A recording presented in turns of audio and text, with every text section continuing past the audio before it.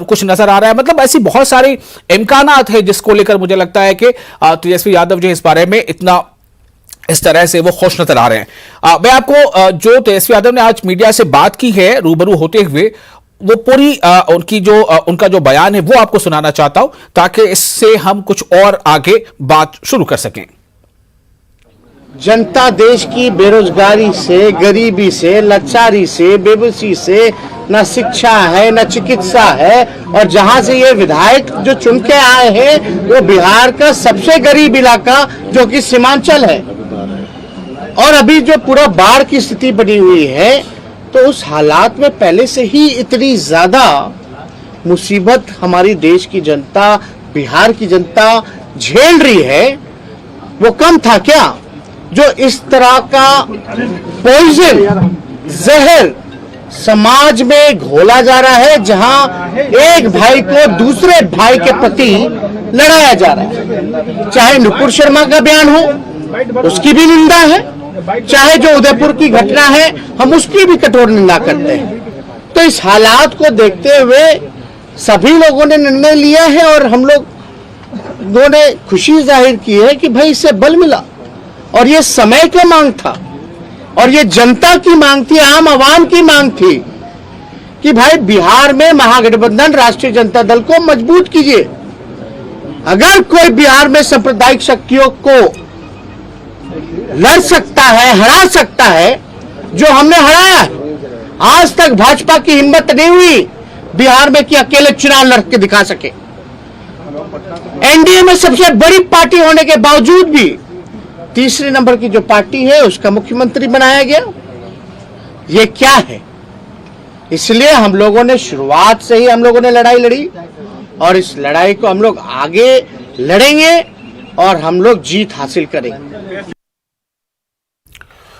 तो सुना आपने आरजेडी के जो लीडर हैं तेजस्वी यादव, वो क्या कह रहे थे कि बिहार में अब जो आरजेडी है वो पहले से ज्यादा मजबूत हो गई है, और ये वक्त का तकाजा था। और उन्होंने कहा कि वो ये इस बात की अपील कर रहे थे कि आरजेडी को मजबूत कीजिए।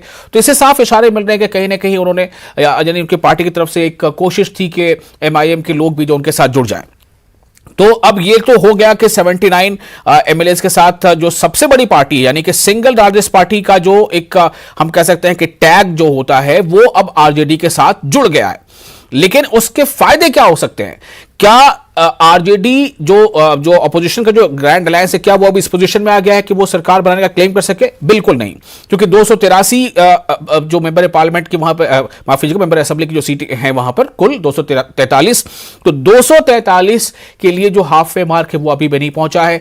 ऐसे में किस बात को लेकर उम्मीद जताई जा रही है आगे के लिए? क्या हो सकता है आगे?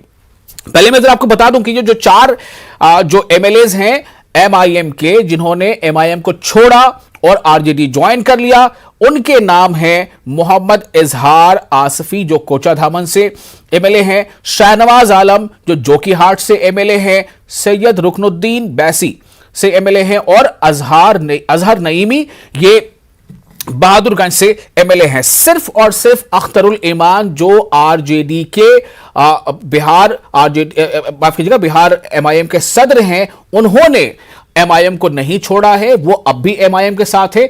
उनके अलावा 4 लोगों ने छोड़ दिया है। हमारे साथ 2 खास मेहमान जुड़ चुके हैं, फिलहाल मैं उनका तारुफ करा दूं और उनसे बातचीत करेंगे। हमारे साथ है जेडीयू से सैयद अफजल अब्बास, और बीजेपी के तर्जमान भी हमारे साथ जुड़ चुके हैं असफर शमसी साहब। आप दोनों का बहुत बहुत इस्तकबाल है। मैं असफर शमसी साहब, मैं सबसे पहले आपसे इस पर रिएक्शन लेना चाहता हूं कि एमआईएम के 4 एमएलए आरजेडी में चले गए, और तेजस्वी यादव जो है इसे कह रहे हैं कि अब आरजेडी जो है वो सिंगल लार्जेस्ट पार्टी है। इसका क्या फायदा है ऑपोजिशन को, और अगर कोई नुकसान है तो क्या नुकसान है बीजेपी को? देखिए, बीजेपी दुनिया की सबसे बड़ी पार्टी है, देश की सबसे बड़ी पार्टी है, और देश के बहुत सारे स्टेट्स में हमारे डायरेक्ट हुकूमत है, और कई जगह पर हमारे संगठन हमारा गठबंधन है। तो इसलिए बीजेपी को कोई फर्क पड़ने वाला नहीं है। जहां तक ताल्लुक है कि आईएमए के लोग जो आरजेडी में गए हैं, तो देखिए ये तो एक्सपोज हो गए ना जी। बोलें बोलें आप। की पॉलिटिक्स करते हैं, राजनीति करते हैं या धर्म पे आधारित राजनीति करते हैं, देश को तोड़ने की राजनीति करते हैं, तो वो डायरेक्ट हैं और इनडायरेक्ट आरजेडी वाले हैं। इसलिए कि इनकी भी सियासत उसी पे है, इनकी पूरी सियासत वोट के अर्थमेटिक पर है, अकलियत के वोट के अर्थमेटिक पर है।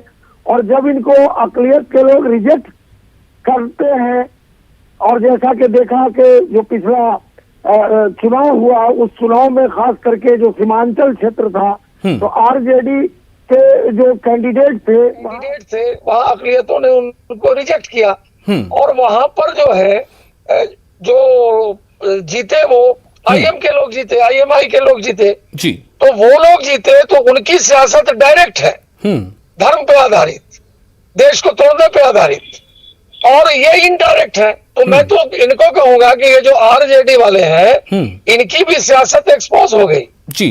और इसलिए एक्सपोज हो गई कि देखिए देश में और राज्य में दो विचारधाराएं चल रही हैं। लेकिन बीजेपी को फिलहाल ये तो नुकसान होता दिख रहा है कि बिहार विधानसभा में, बिहार असेंबली में जो सबसे बड़ी पार्टी थी, सिंगल लार्जेस्ट पार्टी थी, वो अब बीजेपी नहीं रही। आपकी पोजीशन को आपको पीछे करके आरजेडी आगे बढ़ गई। नहीं, 2-4 सीट वो आगे बढ़ गए, पीछे बढ़ गए, उससे क्या फर्क पड़ने जा रहा है? उससे थोड़ी वो क्या सरकार बनाने जा रहे हैं।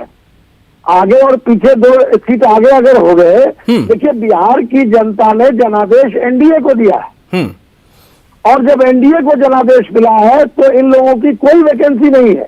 यह सरकार ठीक है। मैं हमारे साथ जुड़ चुके एमआईएम के तर्जुमान में पहले उनका रिएक्शन ले लेना चाहता हूं। असफर शमसी साहब अब हमारे साथ बने रहे। मुमताज आलम रिजवी साहब है।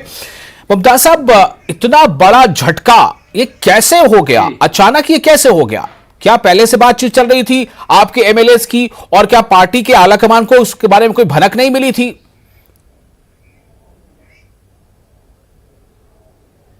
देखिए, ऐसा है कि सियासत में कभी भी कुछ भी हो सकता है और उसके लिए तैयार रहना चाहिए। खास तौर से जो लोग सच की लड़ाई लड़ते हैं, हक की लड़ाई लड़ते हैं और जो संविधान के तहत मिल्लत की आवाज उठाते हैं, उनके साथ वो ये नुकसान तो होता रहता है और उसके लिए तैयार रहना चाहिए। जाहिर है कि खबर न रही होगी, अब मीर जाफर कोई बन जाए, कोई इब्नुल वक्त हो जाए, तो उसका कैसे पता लगाया जा सकता है? और चूंकि बैरिस्टर साहब इतनी मोहब्बत करते हैं अपने लोगों से, उन पर इतना एतमाद करते हैं, इतना यकीन करते हैं कि अगर किसी ने मान लीजिए कोई कहा भी होगा तो उन्होंने मना कर दिया होगा कि सब बकवास है, फालतू बातें हैं। तो मुझे लग रहा है कि ये बहुत बड़ा विश्वासघात जिसको कहते हैं वो किया गया है। लेकिन मैं आपको बताऊं कि देखिए, ये जो मीर जाफर बन के उभरे हैं, ये कैसे जाएंगे अपने इलाकों में, अपने हलकों में कैसे जाएंगे? क्योंकि लोगों ने एमआईएम को वोट किया था। लोगों ने जो हमारे बैरिस्टर असदुद्दीन ओवैसी साहब है, उनके चेहरे पर, उनकी हक बयानी पर और उनकी एक जो मिली रहनुमाई है, उसकी बुनियाद पर उन लोगों ने एतमाद जाहिर किया था और इनको वोट किया था। तो इसलिए इन्होंने जो चोट की है, इनको चोट मिलेगी, आप देखिएगा। और दूसरी तरफ ये कि जो आरजेडी है, उसको मैं हैरत में हूं कि आखिर जो बीजेपी के खिलाफ लड़ने का दावा कर रही है, वो बीजेपी की चाल कैसे चल रही है? बीजेपी पर ये तोड़ने का इल्जाम लग रहा था और वही काम अब आरजेडी कर रही है।